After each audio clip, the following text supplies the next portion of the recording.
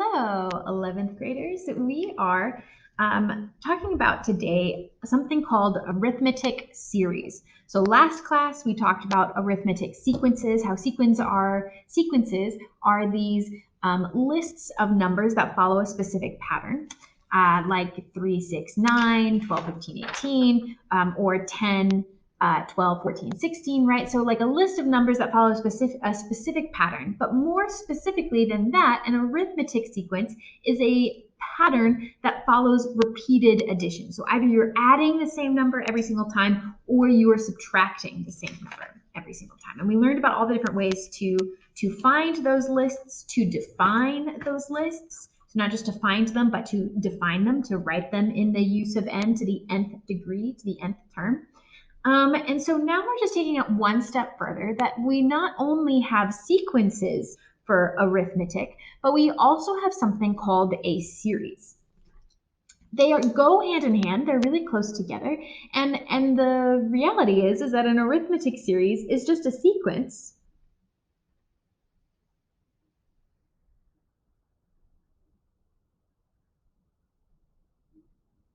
but instead of all of the terms being listed out, the terms are now all being added together.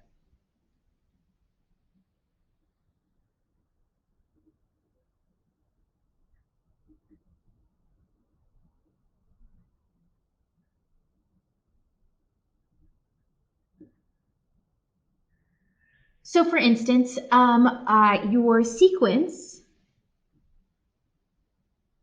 is u sub 1, u sub 2, u sub 3, dot, dot, dot, to the nth degree, to the end of the sequence.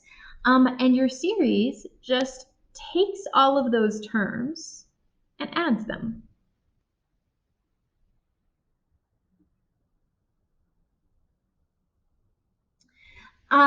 We have a bunch of different ways to notate this. One is a symbol that we have seen before, and it's kind of a fun symbol. This is your uppercase sigma. Greek letter, you've got lowercase versions of Greek letters as well as uppercase. This is an uppercase sigma, and what it signifies is the sum. You see this symbol all the time in movies and TV shows when they're trying to show you that the person is doing some crazy calculations because it seems otherworldly. It seems like a different language to use this symbol. And so the symbol is really, though, it just means sum. It means you've added things. So you take each of these terms and you just add all of them together. There is a different way that we reference it. And so like your formula packet references it in a different way besides using your uppercase sigma. It uses uppercase S sub n. So instead of saying U sub n defines the function, S sub n is saying, hey, you're taking that U sub n and adding all of those terms together. And we talk about it as the sum of the first n terms. So you'll see like, oh, take the sum of the first 12 terms, and that would be S sub 12. Or, oh, take the sum of the first 50 terms, and that'd be S sub 50. So you're taking it from those specific guys.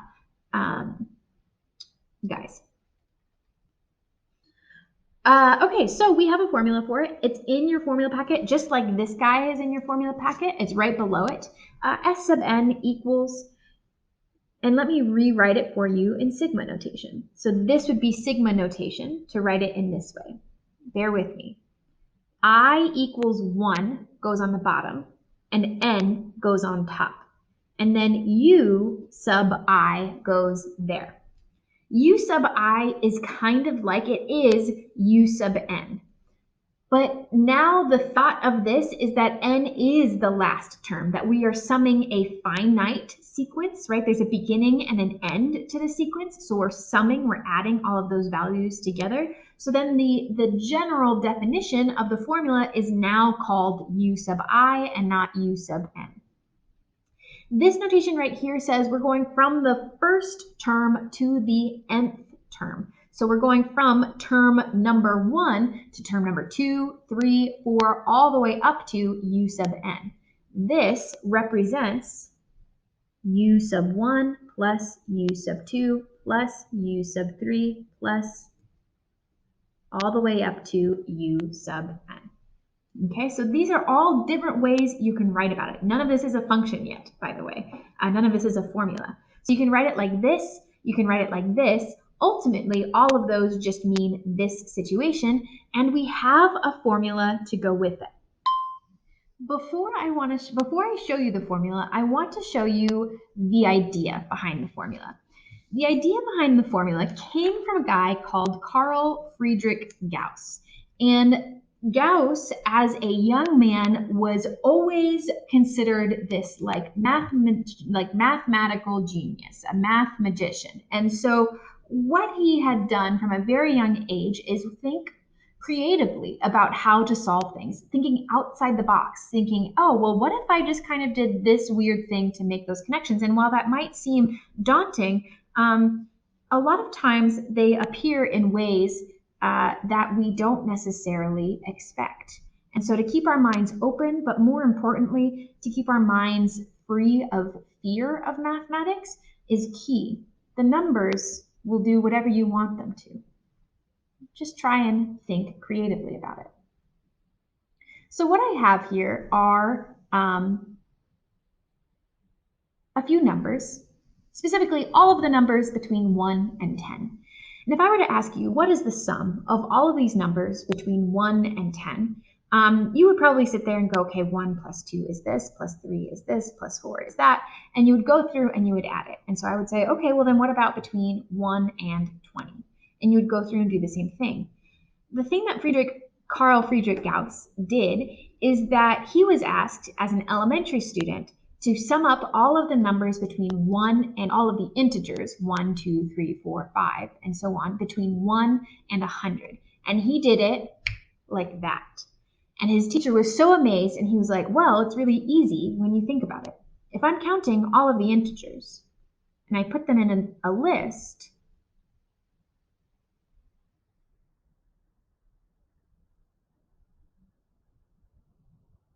there's a pattern here for sure, and a consistent one that we can always rely on. And if we try and manipulate them, not like they're numbers on a piece of paper that can't move at all, but rather as these things that have different relationships between them, maybe if I play around with those relationships, something interesting will happen. Right? And there's all sorts of different ways you can organize these into patterns. There's all sorts of different ways you can play around with them. And a fear of mathematics is a lot of times what holds us back from playing around.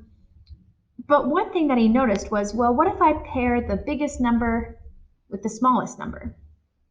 And then again, biggest number and smallest number. And then again, biggest number and smallest number. And biggest number and smallest number, and biggest number and smallest number. And what if I pair them all together like that? Well, what would happen? Adding them, which is kind of what we're focusing on here, will give us 11 here, and 11 here, and, well, 11 there, and then, oh, interesting, 11 there, and then, you guessed it, 11 here.